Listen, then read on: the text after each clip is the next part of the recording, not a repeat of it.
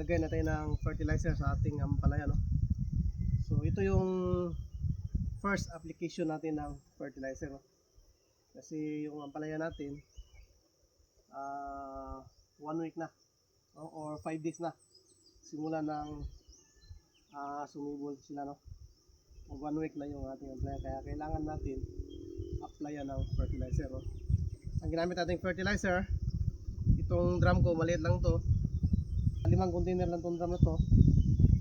Ang ginamit natin na fertilizer is kalahating kilong 1846 at saka kalahating kilong calcium nitrate, no? Hindi muna tayo gagamit ng Rifle 14 kasi maliit pa yung ating tanim, no? Focus muna tayo sa ugat at saka sa dahon. So ganito lang ang tamang paglagay ng abono sa ampalaya, mga idol ka-farmers, no?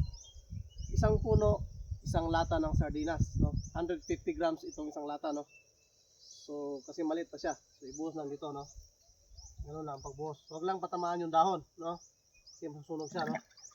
So ganun lang. Yan. Yan, sa gilid lang.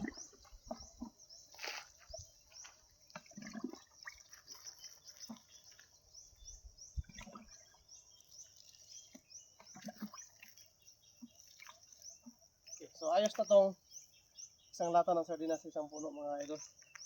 150 grams. So ganun lang.